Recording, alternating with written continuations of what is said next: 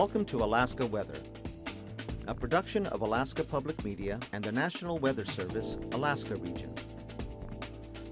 Produced and broadcast daily from the studios of KAKM, Alaska Weather provides complete forecasts, public, marine, and aviation for all of Alaska. Alaska Weather is made possible by the following sponsors.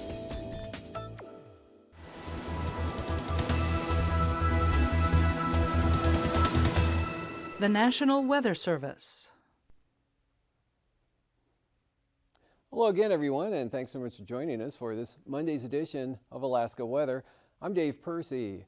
On the fire danger map, a lot better than it has been with all the rain that occurred over the interior, especially the Dehne Valley and areas back to the west and northwest, but still some high fire danger, actually extreme fire danger going on up in the upper Yukon Valley areas, Yukon Flats toward the Brooks Range. Otherwise, pretty good on down across the remainder of the interior.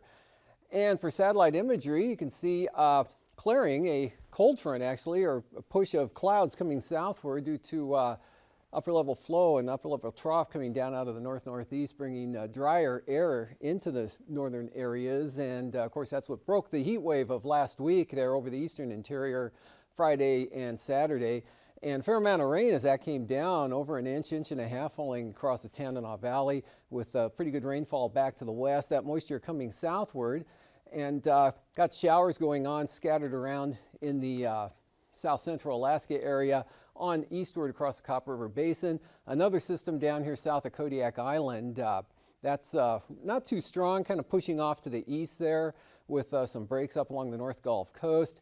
And then farther out to the west, another front coming in, pushing into the western Aleutians, heading eastward there, but some pretty good breaks over the Fox Islands, all of the eastern Bering Sea up to St. Lawrence Island area, and the southeast coast looking not too bad there, especially the southern areas, but a lot of showers going on with that band of clouds on up to the north.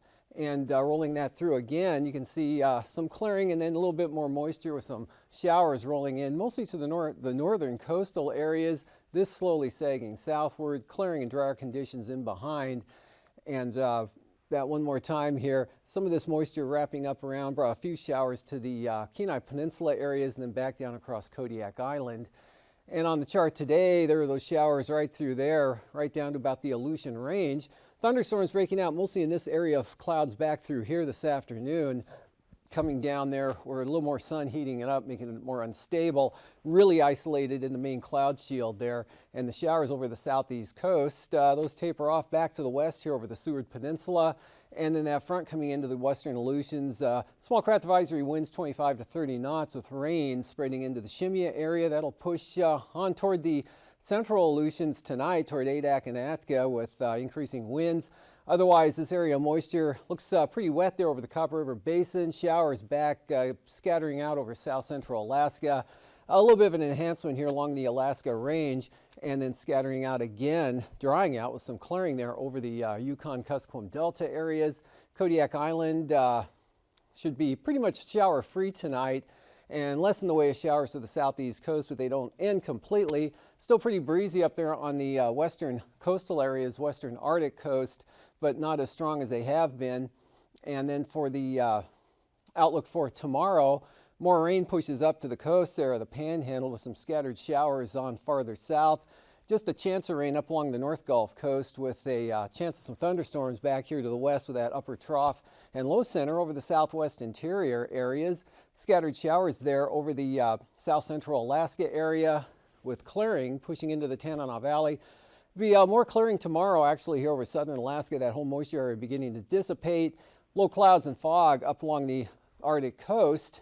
And then for Wednesday, we've got showers there going on over the Susitna Valley in the afternoon. A lot more isolated, so a lot more sunshine here, Cook Inlet and in across the Copper River Basin. North of that trough axis, looks like nothing but sun going on up to the eastern Arctic coast, and that front pushing some rain into the eastern Aleutians with as it comes in, but not too much in the way of wind. and high pressure up over the Chukchi Sea will make for mostly cloudy skies with some areas of fog.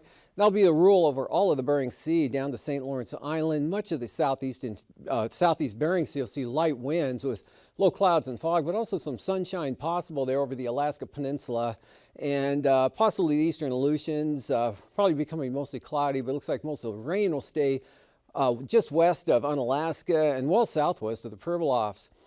And for temperatures this afternoon, the southeast coast just about all in the 50s, one exception being Elfin Cove at 46.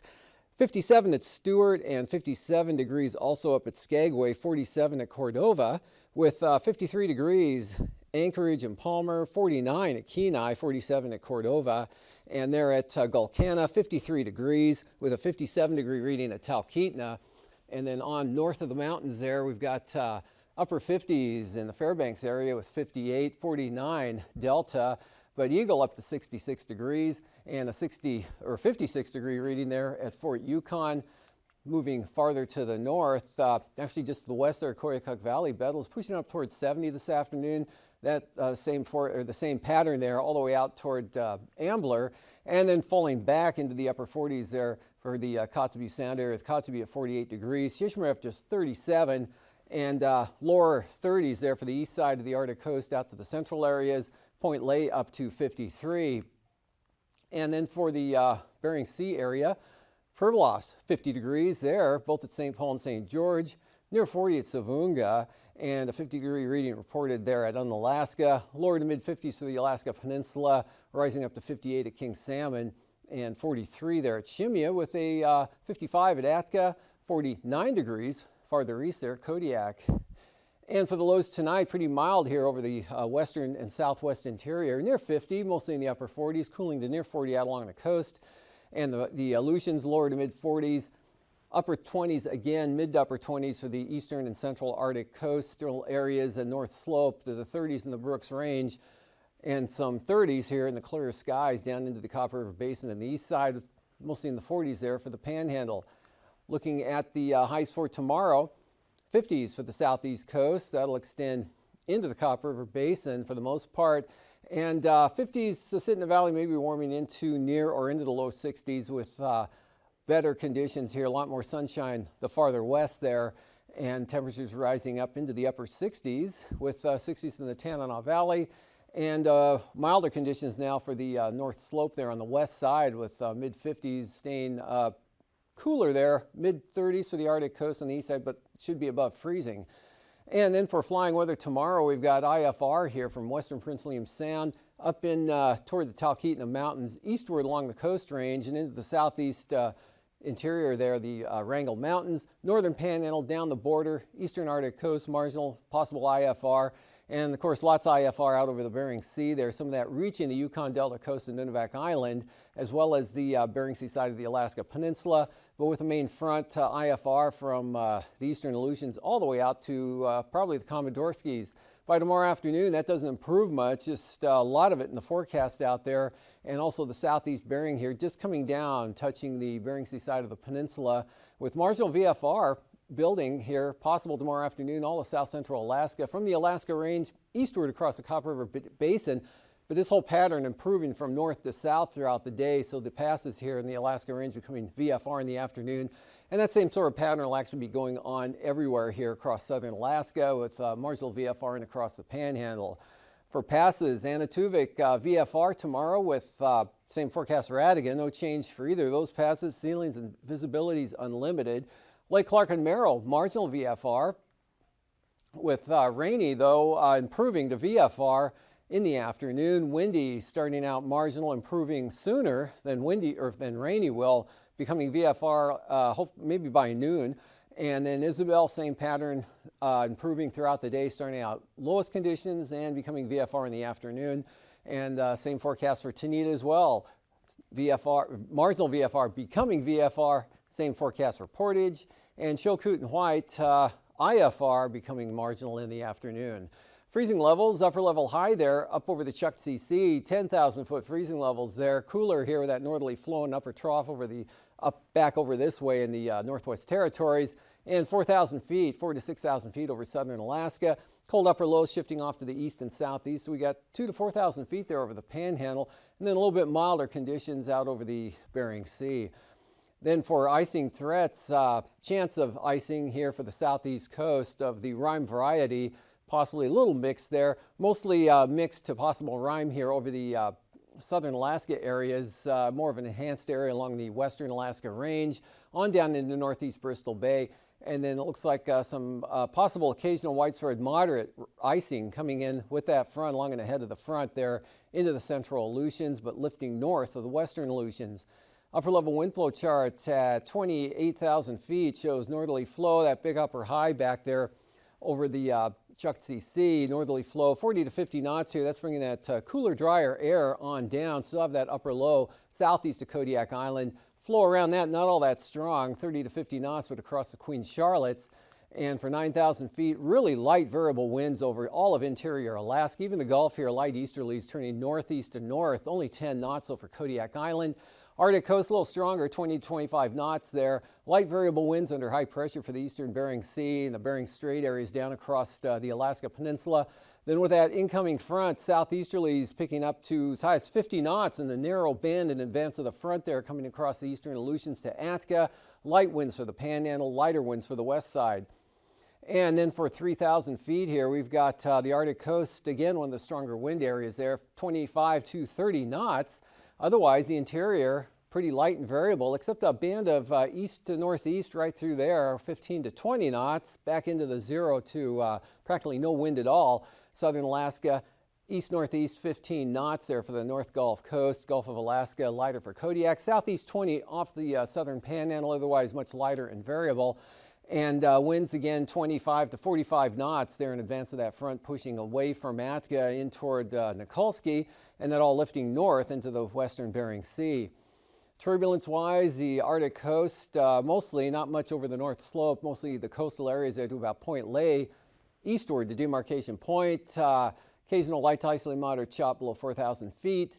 And then occasional moderate chops, especially those stronger winds in advance of the front for the central Aleutians. That's spreading toward Nikolsky in the afternoon and then improving pretty good there for the western Aleutians from Adak westward. And after the break, I'll be back with a look at the ice edge and the marine forecasts. You know, the real tragedy of practically every boating-related drowning is that it could have been easily prevented. Wearing a personal flotation device, a PFD, is by far the single most important safety measure you can take when boating. It's a point we've been stressing for years and one that simply cannot be overemphasized. Look at it this way. Virtually every single boating-related drowning could be eliminated if the victim had been wearing a PFD.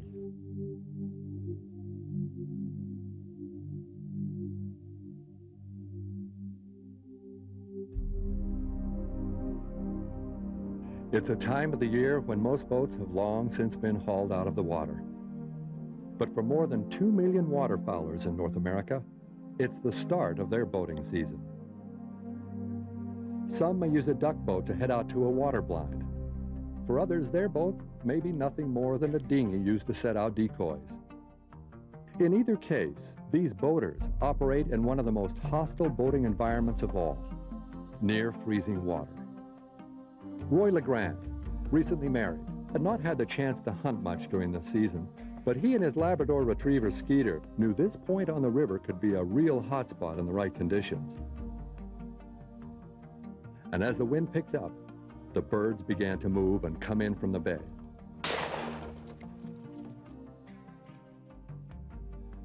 Now, it looked to be the kind of day every hunter hopes for. One last duck to fill his limit. And one last retrieve for an already tired young dog. According to what LeGrand later told us, a stiffening breeze and a strong outgoing tide pushed this duck beyond the dog's reach. LeGrand said he knew his dog wouldn't give up on the retrieve and soon would be exhausted and in danger of drowning. A crisis, and LeGrand knew he had to help. An 8-foot dinghy in a high wind and choppy water. Hardly the right rescue craft for this kind of operation.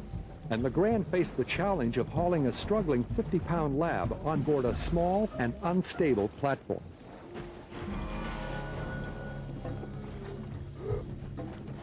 A young, fit man and a strong swimmer, Legrand nevertheless later admitted that he thought he and Skeeter would never make it back to shore. Nothing can prepare you for the incredible and instantaneous shock to your system when you're suddenly plunged into near-freezing water. Your first reaction is an involuntary gasp, a torso reflex that can prove deadly if your head is under the water. Your heart and circulatory system undergo a tremendous strain, sometimes resulting in cardiac arrest. Consider that a man, even without clothing, if he stays active, can survive on land at 32 degrees Fahrenheit for as long as 24 hours. But cold water conducts the heat from your body some 25 times faster. Your survival time in near-freezing water is literally a matter of minutes.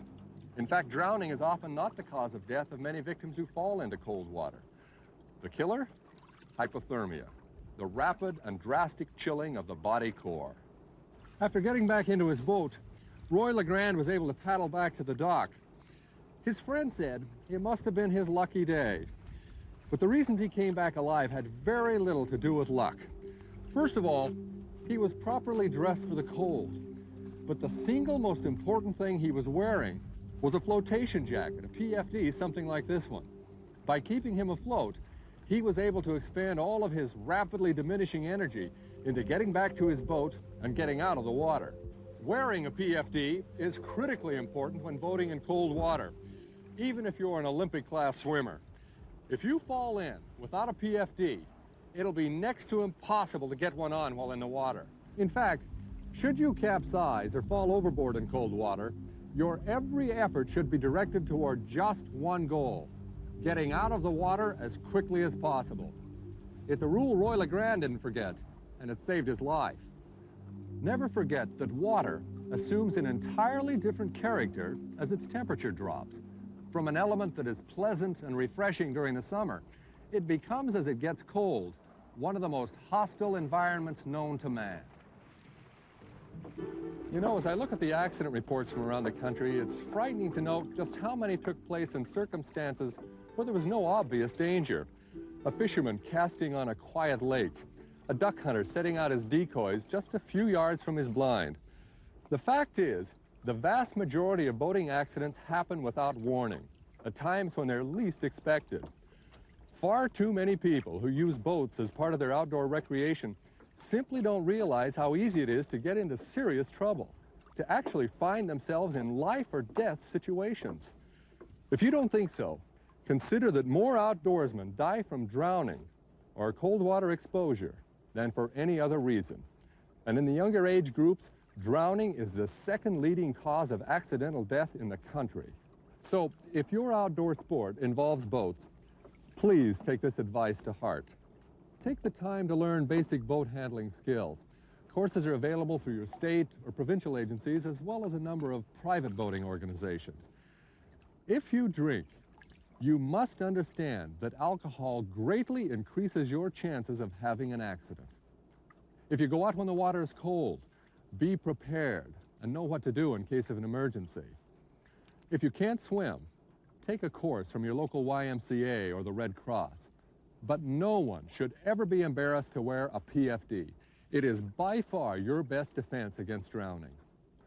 A few preventative measures, some basic safety rules, and some common sense. Nothing complicated, but it can go a long way towards saving your life.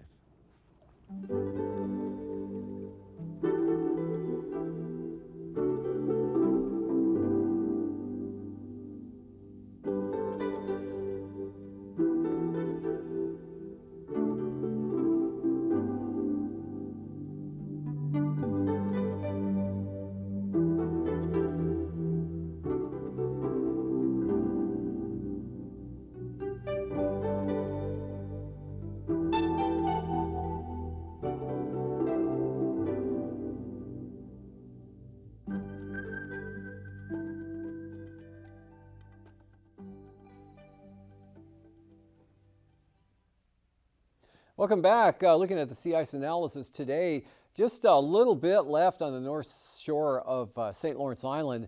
Otherwise, that's it for the Bering Sea. And Chukchi Sea, you can see, continues to widen the sea ice free area. and the shore fast still breaking up and pulling off the west side of the Arctic coast there, and seeing some open water now here on the about Kaktovik over in toward Mackenzie Bay. Marine forecasts, pretty light winds south to southeast, 15 knots here, with the southerlies on the south coast, southeast up to the north, all at 15 knots, seas 6 to 7 feet, so small craft advisory free for both the inside and outside waters. Clarence Strait south 10 right up through Stevens Passage, and then Northern Lynn Canal kicking up to about 20 knots in the afternoon with 4-foot seas. And looking at Wednesday's outlook, again, that trough swinging up to the south coast here, that's going to kick the winds up pretty good, up to 30 knots, not quite reaching gale force. Could be some gale force gusts, but small craft advisory should cover it pretty good at this point in time. Seas building to 9 to 10 feet. In Clarence Strait, southeast increasing to 20 knots, 5-foot seas. Kind of a light variable condition through the central inside waters. No change for Northern Lynn Canal. And then on the north coast there, just 15 knots out of the east with 6-foot seas. Prince William Sound tomorrow, light variable winds, and that same pattern here also forecast for the North Gulf Coast down into the Barren Islands, including Shelikof Strait. 10 knots or less with seas out here just 4 to 5 feet, only 2 feet for Prince William Sound and Shelikof Strait. And then east side of Kodiak there in that zone, north at 15 with 6-foot seas. Cook Inlet, southerlies tomorrow, probably in the afternoon at 15 knots, seas running 3 to 4 feet, and Kachemak Bay southeast at the same speed. Then for Wednesday, light variable winds all around Kodiak Island, really laid down wind day actually for the next 2 days coming up there in the Barrens, North Gulf Coast. No change in the forecast, light variable winds the next couple of days, same thing for Prince William Sound. And just barely a southwest breeze in Cook Inlet in the afternoon with 2 to 3-foot seas. For the Bristol Bay zone, westerlies at 15, turn northwest here from Sitkinak over to Castle Cape. Light variable winds from Castle Cape to Cape Sarachev, and then the north side of the peninsula there on the Bering Sea side, northwest at 15, but seas only 3 feet. And then that switches around. We've got the light variable winds on Wednesday there on the Bering Sea side, southeast 15 from Cape Sarachev to Castle Cape, and then more of an easterly direction on up towards Sitkinak, all at 15 knots, and Bristol Bay southerlies at 15 with 3-foot seas. For the Fox Islands, eastern Aleutians there, east at 20 tomorrow with seas just 3 to 4 feet. We've got small craft advisories here from about Nikolsky eastward, a good stiff 30-knot wind out of the east there for Adak and Atka, turning southeast back to the east out towards Shemya, all at 30 knots with 11 to 12-foot seas. And then for the outlook on Wednesday, much lighter winds out west there with 15-knot winds from the east and then turning south. Seas coming down a little bit to about 9 feet here in across the central Aleutians. And southerlies here, 15 knots on the Pacific side of the islands, pick up to 25 knots. So we've got small craft advisories actually for the most of the Aleutian chain with the seas factored in. But wind-wise here, west of Nikolsky over on the north side of Adak and Atka, and then back down to 20 knots out of the east with seas just 4 feet there for the Unalaska Island zones. And along the southwest coast tomorrow, not bad northwesterlies at about 15, turning north for St. Lawrence Island, 15 knots, seas just 2 to 3 feet. Southeast 15 over the northern Bering Sea with 3-foot seas, and easterlies there for the Pribilofs with 3-foot seas, 3-foot seas. And then Wednesday, no change there for both St. Paul and St. George with easterlies at 15 knots. Northeast 15, not bad really for the northern Bering Sea there from St. Matthew Island and westward, east of St. Matthew Island in toward the Yukon Delta coast. Light variable winds at 10 knots. Back to northeast, but only 10 for St. Lawrence Island. And then a light westerly breeze or variable to westerly at 10 with just 2-foot seas, so really laying down along the coast. And up along the eastern Beaufort Sea coast, we've got east winds, 25 knots in the forecast for tomorrow. So brisk wind advisories there, falling back to 20 knots on the central coast, and then back up to 25 knots on the west side, but still lighter than it has been for the last couple of days with 5-foot seas. And then from Cape Beaufort on down to Wales, 15-knot winds, but from Cape Thompson on southward, they'll be out of the northwest with 3-foot seas. And then the outlook for Wednesday, really light winds here, basically a northwest direction, but pretty variable there from Wales up to Cape Thompson, actually Cape Beaufort, turning southwest at 10, and then southeast roughly at 15 knots here on the western Arctic coast, and the east side still carrying brisk wind advisories there with those 25-knot winds holding through Wednesday. And then for tonight, look for some fog up there in the east side of the Arctic coast, less of that back to the west. A trough right through here, really not doing much of anything at all, and mostly clear over the upper Yukon Valley and the Brooks Range. A lot of clearing actually back here across much of the northern areas. Scattered showers this evening along the Nulato Hills there, and of course the Alaska Range, and a much more potent area of moisture here from the possibly Sitten Valley into the Copper River Basin. Showers scattering out for the Panhandle and Kodiak Island, and this front pushing the wind and rain in toward the central Aleutians, which tomorrow pushes right to the Adak-Atka area, those small craft advisories and rain, and otherwise pretty nice here for the Bering Sea, except for all the IFR due to low clouds and fog in the area. Some clearing though in spots, mostly along the southwest coast, and showers enhance here over this weak trough in the southwest, but there'll still be some partial clearing to go along with that as well. And then less in the way of clouds, but still afternoon showers. The whole moisture field here dissipating with time, but in the afternoon I'll kick off some convection to at least a certain extent. Most of the thunderstorm action will be back along the western Alaska Range, and the front tries to spread some more rain in toward the southeast coast, which actually moves in weekends, and another trough swings up on Wednesday for those 30-knot winds on the south coast with rain over the southern areas. Less showers south central Alaska, southern Alaska, lots of sun up over the interior, and a weakening front there tries to push in to the eastern Aleutians. Otherwise, light winds, low clouds and fog, lots of IFR here for the eastern Bering Sea through the Bering Strait, and the Chukchi Sea light winds up along the Arctic coast there, except the east side where they'll continue to be in that 25-knot range through Wednesday. These forecasts are to be used for planning purposes only. Call 1-800-WX-BRIEF for a formal pre-flight briefing.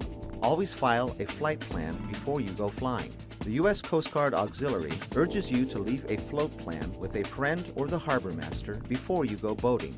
Alaska Weather is made possible by the following sponsors.